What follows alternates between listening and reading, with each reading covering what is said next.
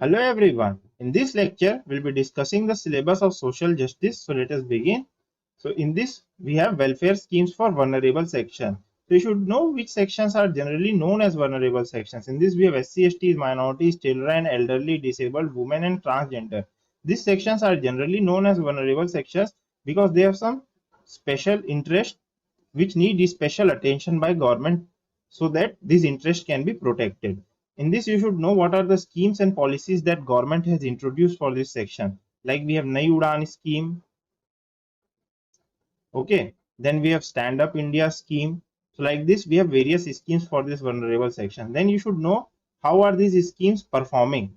What are the pros of this scheme? What is issues with these schemes? And how these schemes can be improved, or a way forward is needed to improve them, like this. Now before moving forward, I have a suggestion for you that for each and every section you should have a handy data with you. What I meant by handy data, say for SC STs, you should know about their MMR, their TFR, their life expectancy and their literacy rate.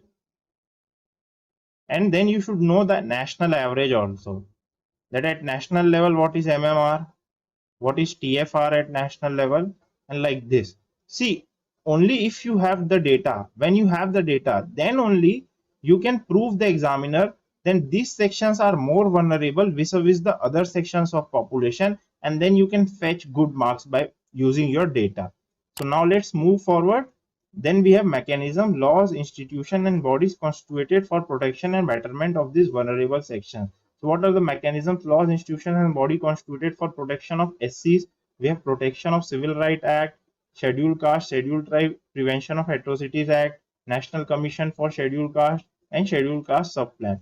Similarly, for disabled, we have Rehabilitation Council of India and Mental Retardation and Multiple Disabilities Act. For STs, we have National Commission for Scheduled Tribe, TriFed, Tribal Subplan. For minorities, we have National Commission for Minorities. For women and children, we have Immoral Trafficking Prevention Act, Dowry Prohibition Act. Then we have Commission for Sati Prevention, Juvenile Justice Act and POCSO Act. And at last, for elderly, we have Maintenance and Welfare of Parents and Senior Citizen Act. So these are the various laws, mechanisms and institutions. Then moving on, we have issues relating to development and management of social sector / services. This will be mostly based on current affairs, and you should keep a tab on the news and schemes which are announced with respect to health, education and skill development. Now in health, we have public health management, primary health care, tertiary geriatric and specialized health care, human resource for health, that is the doctors and nurses needed, the universal health coverage, nutrition, health infrastructure. Then for education, we have school education, higher education and teacher education and training. Now in this, you will see that I have objectives, current situation, constraints and way forward written in each and every line. Now what I meant by this is that, say for primary health care, our objectives are, so what are our objectives? That our MMR should be less than 100 and our TFR should reach 2.1. These are our objectives. Then what is the current situation? The current situation is that MMR is 113 and TFR is 2.2. Then constraints should be known by us. That what are the constraints that we are not able to achieve these objectives in the first place. So for primary health care, some of the constraints are we do not have enough manpower, that we do not have adequate doctor and nurses, then there is infrastructure issue, then there's budget issue. So these are some of the constraints or issues. Then you should suggest a way forward, that how this goal can be achieved. What are the steps we can take? So similarly, we have for school education, higher education, teacher education and training, you should know about objectives, current situation, constraints and way forward, like this. Okay. Then we have skill development policies, schemes which are in news. For skill development, you should know about the policies and schemes which are in news, and you should know about need for skill development.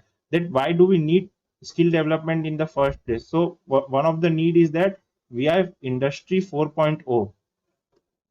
For this, we will need to reskill our population as industry 4.0 is coming.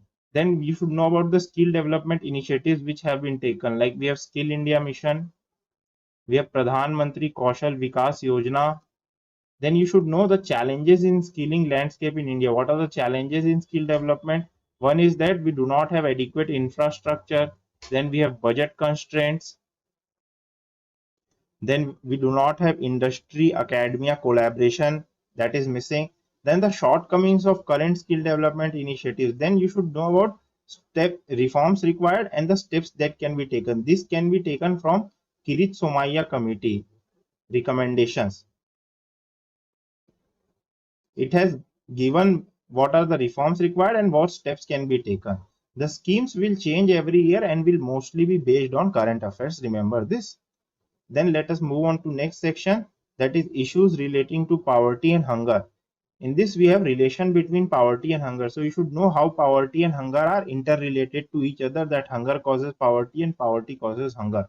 Then we have distribution of poverty and hunger, that how poverty and hunger are distributed across India in various geographical regions, various socio-economic groups, etc. Then we have magnitude and trends of poverty and hunger. In this magnitude we have, say, some people do not eat even once a day. Then we have some people who eat one meal but do not eat the second meal. Then we have some people who eat both the meals but they have hidden hunger. So this is the magnitude of hunger in our country. Like this you should know. Then you should know about the causes of poverty and hunger. What are the causes? There can be social causes, there can be economical causes, okay, there can be institutional causes, that government institutions are not working properly. So these are the causes.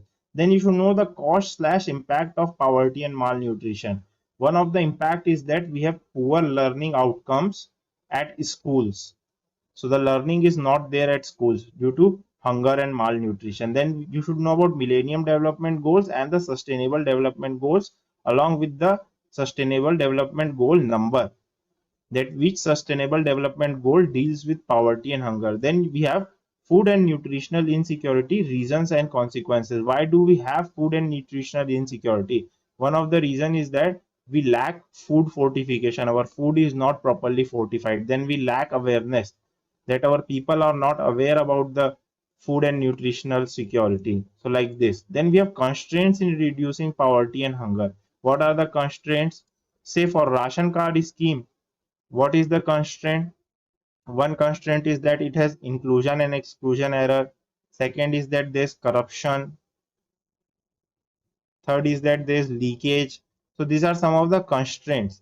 Then what measures we have taken till now to reduce poverty and hunger?